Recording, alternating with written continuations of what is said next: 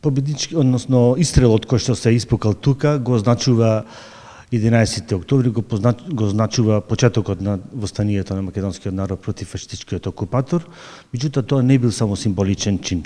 Напротив, тоа било едно автентично сведоштво за определбата на македонскиот народ да се вклучи во таа, како што напоменав, антихитлеровска коалиција.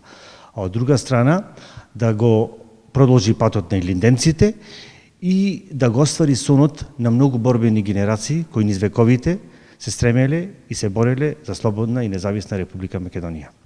Каква е учеството на Прилепчани во тоа востание и во ослободувањето на Македонија? Значи, не случајно востанието започнало во Прилеп. Партиската организација на Комунистичката партија во Прилеп била многу организирана.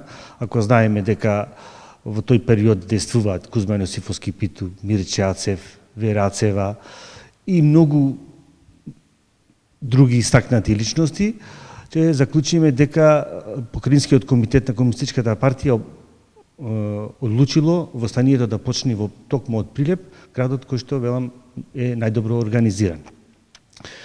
Според бројките со кои располагаме, Прилеп во текот на народно-ослободителната борба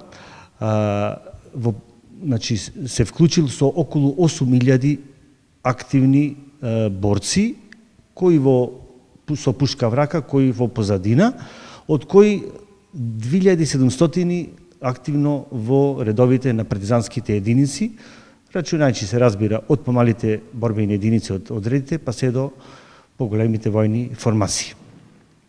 Прилеп во текот на народно-ослободителната борба, како што знаете, го дал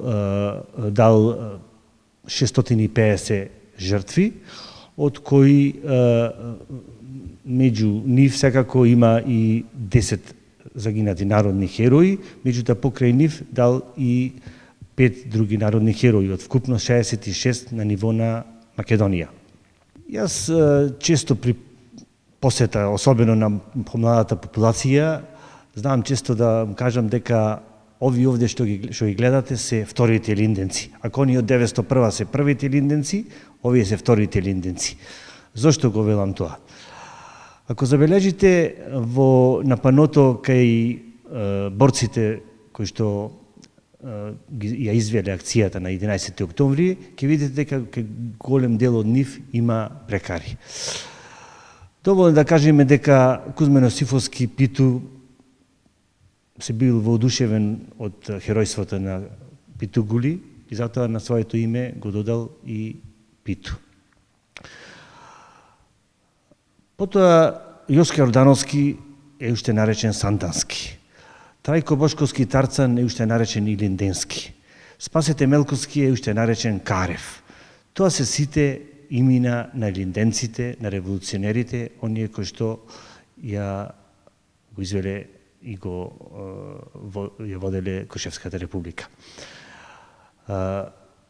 Покрај тоа, во партизанските одреди или војни формации ги именувале по имината на револуционерите. Таков е примерот со партизанскиот одред Гоце Делчев од Прилеп, Јане Сандански од Битола, Ѓорче Петров од Прилеп и редица на други настани.